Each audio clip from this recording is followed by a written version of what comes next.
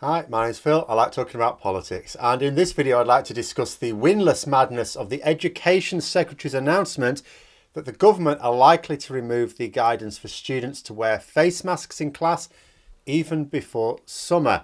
But first, if you'd like to be notified of daily news and politics, please subscribe to the channel and click the bell notification icon. So in a week when years after Grenfell, we see the news of another tower block with a similar raging inferno because it has a similar cladding to that led to dozens of deaths that the government did nothing to prevent a future occurrence of, we are reminded that the Conservatives do not care about our lives one jot. Even if a thing is easy for them to fix, they don't want to do it. And so it's with this in mind that I read that Boris Johnson is expected to announce their school and college COVID guidance, which is already weaker than it should be, is to be watered down further. For the longest time, face masks weren't mandated at all. Then they said that students should wear face masks in corridors, but not classrooms. They're moving around in corridors briefly, and then they sit for long periods of time in a classroom with lots of other people doing likewise. Back in August, experts warned that if schools were opened up in September without the measures they were advising to mitigate the risks, we would end up with another surge. Nonsense, the government said, we're not having another wave. Oh, look, another wave. We got another surge. We got it because the government did nothing. Eventually, and only very recently, the government finally announced guidance that students would wear face masks in classrooms as well as corridors. They still didn't install the inexpensive ventilators into classrooms that health experts the world over, including in the UK, have called for. Remember that the risks of transmission are lower outside, not because of natural distancing, but because of ventilation. Movement of air is the enemy of the coronavirus. But now the Education Secretary, Gavin Williamson, says that face masks will no longer be required in classrooms, though they will remain as guidance in corridors. So students will have to wear face masks in a corridor through which they spend a few minutes travelling, but not sat in the classroom where they will be for an hour or more at a time. And it really doesn't matter where you stand on what some people call a debate here, whether it's on the side of the scientists or the witch doctors. That makes no sense at all. If it's safe in the classroom for hours, it's safe in the corridor for a few minutes. And if it is not safe in the corridor for a few minutes, it sure as hell ain't safe in the classroom for an hour or more. And what will people say? Oh, well, the rate of infection is down now. Actually, well, it is and it isn't. It's down from where it was, but it's still quite high. But the rate of death is definitely down. Why? A combination of the lockdown having eased that pressure on the NHS so people can actually be treated, people observing measures to reduce the rate of infection. The vaccinations will have also had a positive impact as well. I'm yet to see a study that can really quantify it, probably tricky as it's still going at pace. As soon as you try and quantify it, I suppose it will be out of date immediately. But it will be a factor, except not in schools, because very few students will have been vaccinated, and yet the dominant strains now transmit much more easily amongst young people than was the case last year. Also, the government is going by this sort of global figure on transmission, the overall view. But although the overall rate of transmission is down and has been going down since the lockdown in January, this isn't across the board. The rate amongst young people went up as soon as schools were opened up again in March.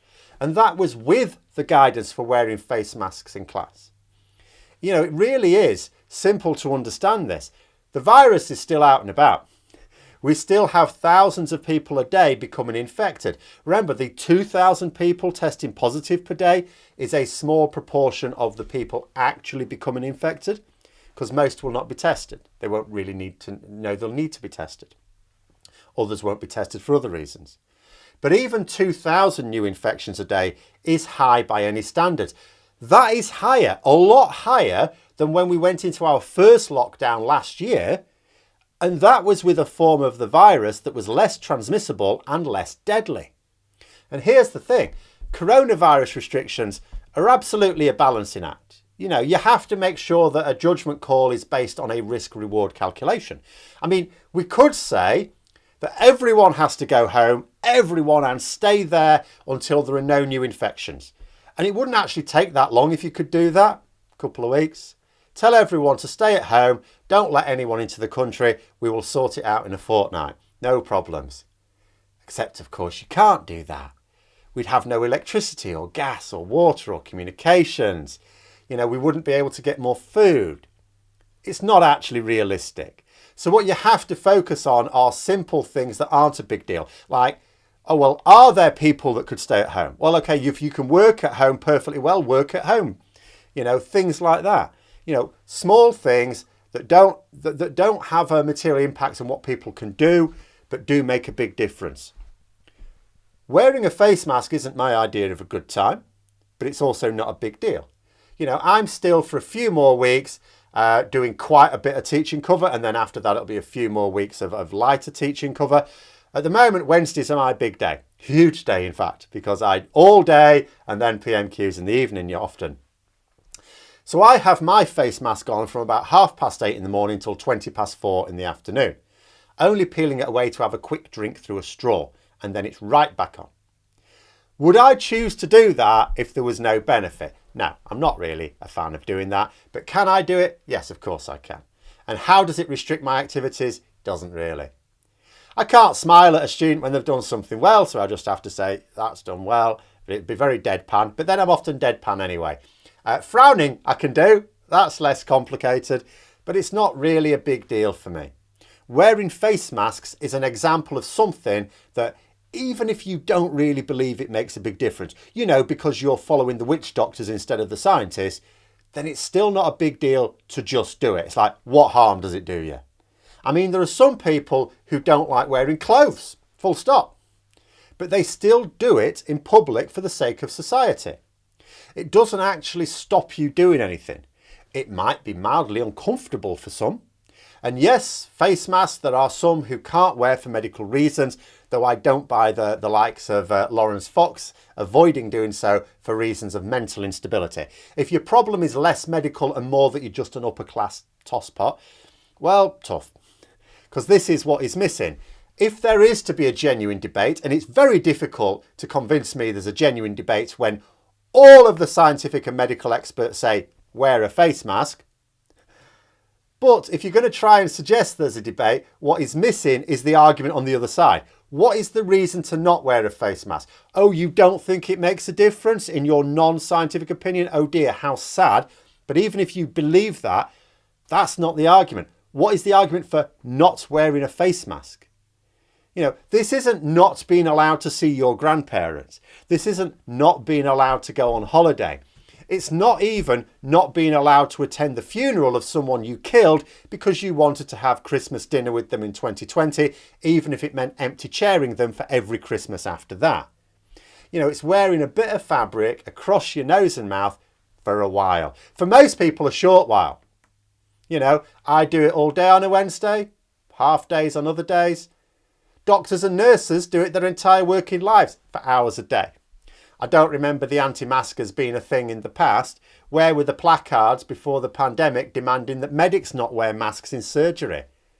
How was that removed doctors and nurses from bondage? They shouldn't have to wear masks when they're operating on me. But people have taken it as this mad symbolic symbol of resistance. Symbolic symbol? Should have thought about that one more. But anyway, look at the latest protests against lockdown. What? Morons! Like, oh, we're protesting against lockdown. What, you mean the lockdown that's ending? Every few weeks another layer is stripped away. The death rate is right down now. Warmer weather means people will naturally tend to meet outdoors anyway. It'll be like last summer, won't it? The lockdown's gone. Rate of infection stayed lowish. Ministers promised that was all done and dusted with now. That's it. We've got through the other end of it. Well done, everyone. Well done. We all pulled together. Never mind Barnard Castle. That was just that. No more waves, no more lockdowns. Then along came autumn. And just because the government won't at least advise on small measures, they don't stop you doing anything, but can make a huge difference in terms of keeping the rate of transmission down. Because they won't do that, they're going to do exactly the same thing again, aren't they? This August it will be, right, the vaccination programme has done its work, we're all sorted now. Yes, the virus is still out there, but we're on top of it, just like last year. Then September will come, and by October we might yet again have to listen to the scientific and medical experts saying, we bloody well warned you. Again. And you didn't listen. Because this is the thing with our current government. They want us to live in a fantasy world where Brexit is great, Tories are great, and the pandemic doesn't exist. Simply because we believe enough that it doesn't exist. If you just believe enough, it'll go away. But the virus doesn't care about wishes. It also doesn't care for face masks. So we'll absolutely be voting Tory whenever it can. I guarantee that's who it voted for this week. But those are my thoughts. Let me know yours in the comments below. I hope you found the video interesting. If you did, don't forget to click the like button. If you'd like to support the channel further, please also click the Patreon link for details. And until next time, I'll see you later.